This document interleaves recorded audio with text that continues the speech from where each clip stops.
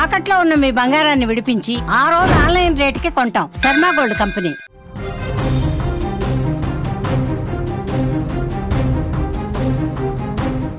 Breaking news చూస్తున్నాం. ఉప్పాడ సముద్రం అంతా కూడా అల్లకల్లోలంగా మారినట్లుగా తెలుస్తోంది. పూర్తిగా ఉప్పాడ బీచ్ రోడ్ ధ్వంసమైనట్లుగా కూడా మనకి సమాచారం అందుతుంది. రక్షణ బండరాళ్లు కూడా కదిలిపోతున్నట్లుగా తెలుస్తోంది. తీరం లోపలికి సముద్రం కూడా దూసుకొస్తోంది. మత్స్యకారుల్లో తీవ్ర భయాందోళన నెలకొంది. ప్రజలను అధికారులు అప్రమత్తం చేస్తున్నట్లుగా కూడా మనకి సమాచారం అందుతోంది. ఇప్పటికే యంత్రాంగం కూడా జాగ్రత్త చర్యలను చేపడుతున్నట్లుగా తెలుస్తోంది. ఉప్పాడ బీచ్ అంటే గుర్తుకొచ్చేది అందమైన నీలి సముద్రం. కానీ ఇప్పుడు సముద్ర ఉపరితల ఆవర్తన ప్రభావంతో ఉప్పాడలో సముద్ర అలలు ఎగసిపడుతున్నాయి. రాకాసి అలల తీవ్రతకు కాకినాడ ఉప్పాడ బీచ్ రోడ్ చాలా చోట్ల ధ్వంసమైనట్లుగా తెలుస్తోంది. భారీ అలల తీవ్రతకు తీరం కోతకు గురికాకుండా రక్షణ కవచంగా వేసిన బండరాళ్లు సైతం కదిలిపోతున్న పరిస్థితులు నెలకొన్నాయి. ప్రస్తుతం ఉప్పాడ వద్ద తీరాన్ని సముద్రం ఊచకోతకొస్తోంది. రాకాసి అలలతో ముంచేస్తూ అంతకంతకు కూడా ముందుకొచ్చేస్తూ హడలెత్తిస్తోంది.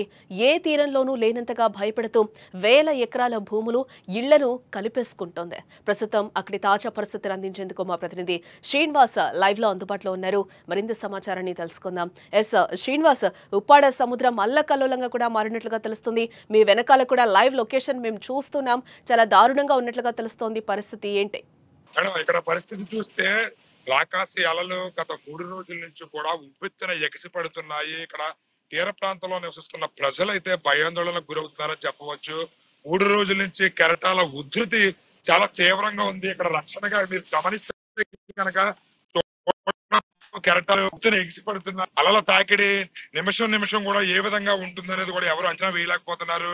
కాసేపటికే శాంతిస్తుంది సముద్రుడు, కాసేపటికే మళ్ళీ ఉవ్వెత్తున ఎగసిపడుతున్నాయి కెరటాలు. అయితే ఇక్కడ కెరటాల ఉధృతికి మీకు ప్రజలు భయంతోనే జీవనాన్ని సాగిస్తున్నారని చెప్పవచ్చు. మీరు వెనకాల అబ్జర్వ్ చేస్తే గనక సముద్రం ఉగ్రరూపం దాల్చిందని చెప్పవచ్చు. ఇక్కడ ఉప్పాడ తీర ప్రాంత వాసులు ఎవరైతే ఉన్నారో కొత్తపట్నం, అదే విధంగా ఇక్కడ నివసిస్తున్నటువంటి ప్రజలు భయాందోళనకు గురవుతున్నారు. మీరు రోడ్డు కూడా గమనించవచ్చు. ఈ అలల తాకిడికి ఈ రోడ్డు కూడా మొత్తం ధ్వంసం అయిందని చెప్పవచ్చు. మొత్తం రోడ్డు కూడా మీరు క్లియర్ గా చూస్తే గనక ఈ సముద్రపు కెరటాల తాకిడికి మొత్తం చిత్రం అయింది, ధ్వంసం అయింది. రాకపోకలు కూడా నిలిచిపోవడం జరిగింది. ఇక్కడ ఉప్పాడ వెళ్ళడానికి, కాకినాడ నుంచి ఉప్పాడ రావడానికి దారి ఈ రహదారి ఇది. ఈ రహదారి మొత్తం కూడా ఈ అలల తాకిడికి ధ్వంసమైంది. రాకపోకలు గత 2 రోజుల నుంచి కూడా అధికారులు నిలిపివేయడం జరిగింది. ప్రత్యామ్నాయ మార్గాలు వేరే దారులు కూడా రహదారిలో మీరు గమనించవచ్చు. చూస్తే గనక కెరటాలు ఉవ్వెత్తున ఎగసి పడుతున్నాయి. ఈ రహదారిని కూడా దారి మళ్లించడం జరిగింది. ఇటువైపుగా వెళ్తున్న ప్రయాణికులకు చాలా ఇబ్బంది ఉంది. అదేవిధంగా తీర ప్రాంతంలో ప్రజలు భయాందోళనకు గురవుతున్నారు. మీరు గమనిస్తే కెరటాల ఉధృతి మీరు క్లియర్ గా కనపడుతుంది. మన మీదకి చుచ్చుకుని వస్తున్నాయి కెరటాలు. ఇక్కడ రక్షణగా రాళ్లు ఏర్పాటు చేయడం జరిగింది. ఈ రాళ్ల తాకిడిని కూడా మీకు దాటి కెరటాలు రావడం మీరు క్లియర్ గా చూడొచ్చు. ఇక్కడ అంటే శ్రీనివాస్, ఇళ్లని పొలాల్ని కూడా ఆ సముద్రం కలిపేసుకున్నట్లుగా కూడా మనకి తెలుస్తుంది. ఏంటి అంటే అధికారులు ఎలాంటి జాగ్రత్తలు తీసుకుంటున్నారు అక్కడ?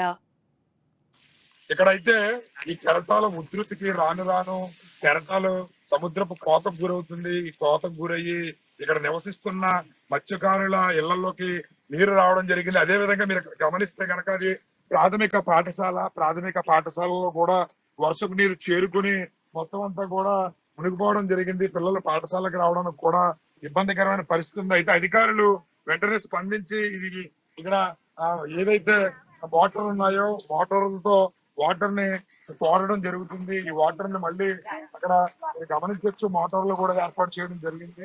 వర్షపు నీరు అదేవిధంగా సముద్రపు నీరుకి మొత్తం కూడా ఇక్కడ పాఠశాల ఏదైతే ఉందో అది ఈ పాఠశాల మొత్తం నిండిపోవడం జరిగింది. కొంత ఇక్కడ ప్రత్యామ్నాయ మార్గంగా వాటర్లు ఏర్పాటు చేయడం జరిగింది. ఆ వాటర్లతో ఇక్కడ ప్రవహిస్తున్న నీరుని మళ్ళీ తిరిగి సముద్రంలోకి పంపించి ప్రత్యామ్నాయ మార్గంగా కొంత వెసులుబాటు అయితే ఏర్పాటు చేయడం జరిగింది. పిల్లల ఇబ్బంది ఆటంకం కలగకుండా ఇక్కడ జీవిస్తున్న ప్రజలకు ఎటువంటి ఇబ్బంది తలెత్తకుండా వెంటనే తక్షణ చర్యలు అధికారులు చేపట్టడం జరిగింది. ప్రత్యామ్నాయ మార్గంగా వారిని పునరావాస కేంద్రాలకు కూడా తరలించేందుకు ఏర్పాట్లు చేస్తున్నారు అని చెప్పవచ్చు. అదే విధంగా మీకు ఇక్కడ పవన్ కళ్యాణ్ గారు డిప్యూటీ సీఎం గా ఉన్న సంగతి తెలిసిందే. దానిలో భాగంగానే ఇక్కడ ఆయన ఉప్పాడ గ్రామ ప్రజలకు తీర ప్రాంత వాసికలప్పుడు హామీ కూడా ఇవ్వడం జరిగింది.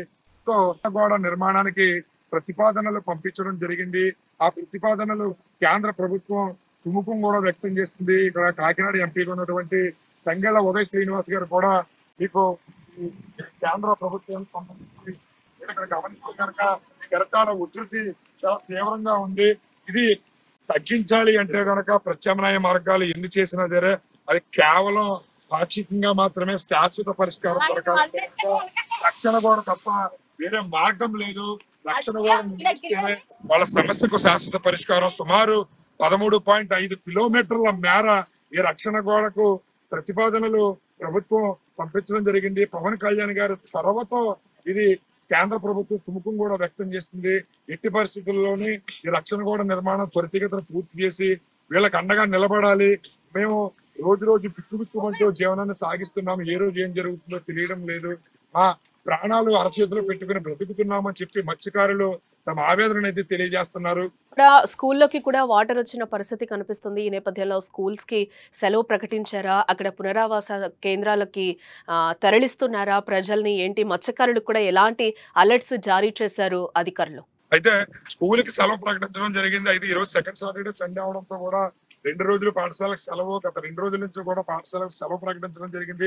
ఈ రహదారిని నిర్బంధించడం జరిగింది. ఎందుకంటే రహదారి మొత్తం కూడా ఈ అలల తాకిడికి ధ్వంసమైందని చెప్పవచ్చు. అదే విధంగా మత్స్యకారులను వేటకు వెళ్ళొద్దని చెప్పి అధికారులు ఆదేశాలు జారీ చేయడం జరిగింది. ఎక్కడికక్కడ జనం అందరూ కూడా ఇక్కడ భయం గుప్పిట్లోనే బ్రతుకుతున్నారు. పునరావాస కేంద్రాలకు కూడా తరలించడం అయితే జరుగుతుంది. ఎవరికైతే ఇబ్బందిగా ఉందో వాళ్ళందరినీ కూడా ఎటువంటి ఇబ్బంది తలెత్తకుండా తక్షణ చర్యలు కలెక్టర్ గారు కానీ లేదా ఆర్డీఓ గారు కానీ ఇక్కడ జనసేన నాయకులు, జన సైనికులు, అదే విధంగా తెలుగుదేశం పార్టీ నాయకులు కూడా ఇక్కడికి రావడం జరిగింది. నిన్న వర్మ గారు ఇక్కడ ఈ పరిస్థితిని చూడడానికి వచ్చిన తరుణంలో ఆయన కూడా ఈ కెరటాల తాకిడికి గురైన సంగతి తెలిసిందే. ప్రాణాపాయ పరిస్థితి నుంచి ఆయన బయటపడడం జరిగింది.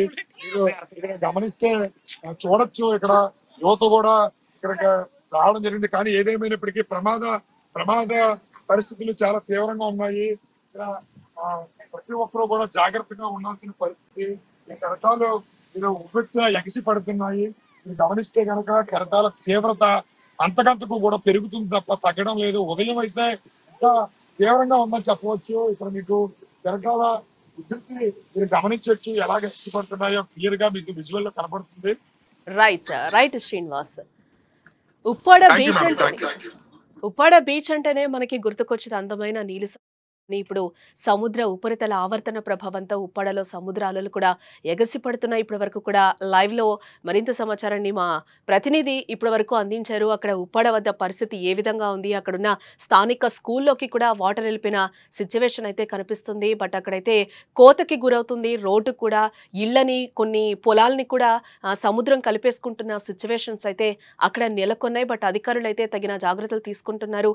లోతట్టు ప్రాంత ప్రజలందరినీ కూడా ఇప్పటికే పునరావాస కేంద్రాలకు కూడా తరలించినట్లుగా తెలుస్తోంది.